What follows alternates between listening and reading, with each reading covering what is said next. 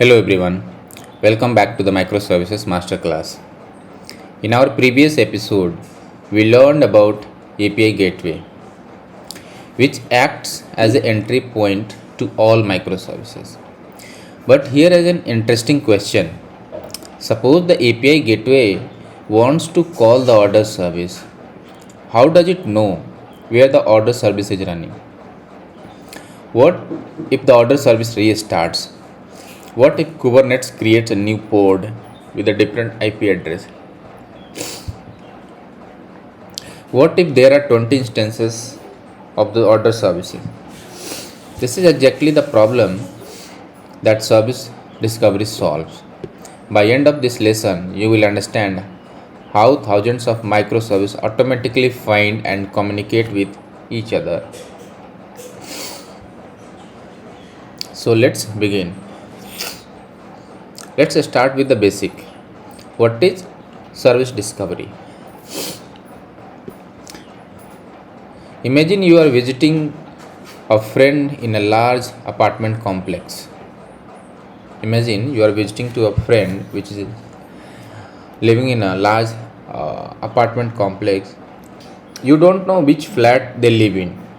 Instead of searching every floor, you ask to receptionist. The receptionist checks the record and tells you correct apartment number. A service registry works exactly like that. Receptionist. Instead of hard coding IP addresses, every microservice registers itself that with the registry. Whenever another service needs to communicate, it simply asks to register. Ask the registry where is the order service running. The registry replies with the latest. Service discovery is the process of automatically locating services in the distributed system without hard coding IP addresses or ports. This makes microservices flexible, scalable, and resilient. The next point is why service discovery exists. In a traditional application, services rarely changed. For example, if any service which is running on one particular IP like 10.0.0.5, that IP address might stay the same for a month. But modern cloud applications are very different. Suppose your order service is running in Kubernetes. Today it starts with IP XYZ. Tomorrow Kubernetes replaces the pod during the deployment. Now the same service can get started with a different IP address. Or if you restart again, it will change that IP address again. The service name is same, but IP keeps changing. If another microservices has stored the old IP, communication fails. This is why hard-coded IP addresses don't work in a cloud-native application. Service discovery solves this by tracking the latest location. The service discovery solve this by tracking the latest service location automatically. Now let's see that traditional versus dynamic architecture. Without service discovery, the API gateway directly calls the order service to a particular IP. Everything works, but after deployment, the order service restarts, its IP changes. The gateway still calls the old IP. The request fails and the application now broken. With service discovery, now let's use a service registry. The API gateway first asks where is the order service. The registry replies order service with the IP and it gives the new address. The gateway immediately uses the new address. No code changes, no configuration update, no downtime.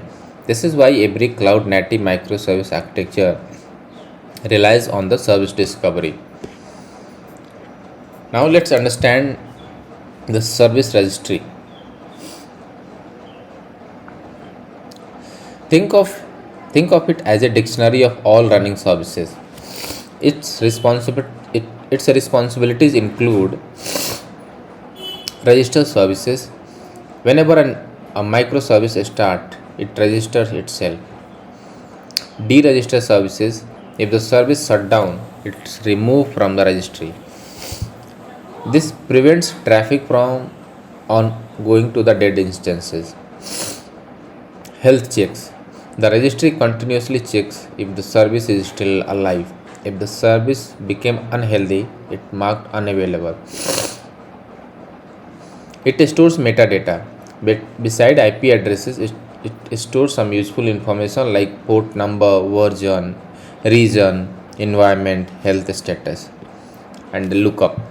Whenever another service needs an address, the registry provides the latest healthy information, healthy instance. Think of the registry as a phone book of your microservice ecosystem.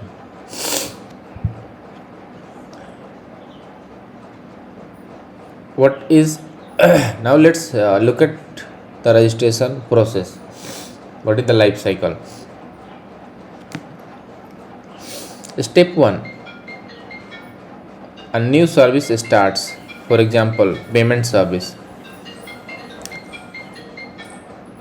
Is- The service res- the service registered itself with the registry. It sends service name, IP address, port, metadata. The registry stores the information. Now the other service can discover it. Every few seconds, the service sends a heartbeat. This tells the registry I am still alive. If the heartbeat stops, the registry marks the service as unhealthy. After a timeout, it removes the service from registry. No manual interventions is required. Now let's see the request flow. How communication actually happens. Suppose a user requests order API. The request reaches to the API gateway. The gateway asks the registry where is the order service. The registry returns a particular IP address. The gateway calls that instance. The order service processes the request. The response travels back through the gateway to the client. Notice something important. The gateway never stores service IP address permanently. It always asks the registry for the latest health instance. This keeps communication reliable even when the services move or restart. Now let's understand the client side discovery. In client side discovery, the client itself is responsible for finding the services. The process is client sends the request, it goes to the registry, gets all available service instances, choose one, call it directly. Popular example includes Netflix Reborn, Spring Cloud Load Balancer. Advantages: faster routing, better client control, and disadvantages: every client needs discovery logic. Client application became more complex. Now let's move to the next section, server side discovery. In enterprise application, server side discovery is more common. Instead of client talking to the registry, the client only talks to the API gateway or load balancer.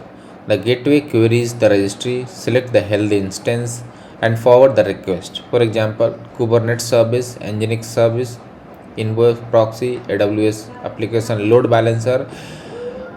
What is the advantage? Client remains simple, centralized routing, easier maintenance. The trade-off is that gateway becomes a critical component, so it must be highly available. Now let's see what is health checks and heartbeats. How does the registry know a service is still running? Using heartbeat. Using heartbeats. Every few seconds, each service sends a small heartbeat message. If heartbeat continue, the service is marked healthy. If heartbeat stops, the registry assumes the service has failed. It immediately removes that instance from the list of available services.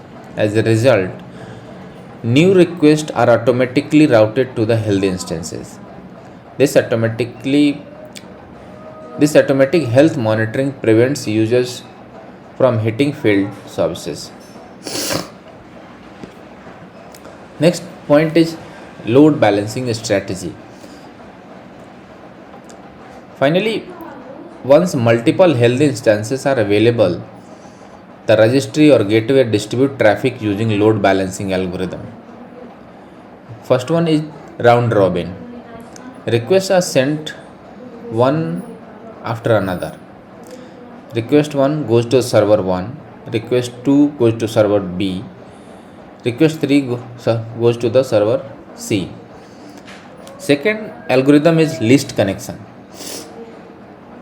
The next request goes to the server handling the fewest active connections. It is useful when requests have different durations, right? The third algorithm is weighted routing. Powerful servers receives more traffic than smaller ones. For example, a server A having 16 CPU, 70% traffic. Server B 4 CPU, 30% traffic. Right?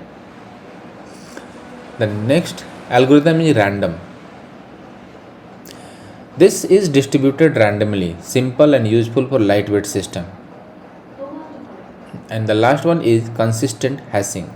A request from the same user constantly reach to the same server. This is useful for the caching and session affinity. So today we learned what service discovery is, why hard-coded IP address don't work, how a service registry function, the service registration process, how request routing works, client side versus server side discovery, health checks and heartbeats, load balancing strategy. In our part 2, we will cover popular service discovery tools, Kubernetes service discovery, cloud integration, failure scenario, real world example, common mistakes, best practices, interview questions, and some key takeaways. By end of the part 2, you will understand how enterprise scale system dynamically connect thousands of microservices without relying on the fixed IP addresses. Thank you.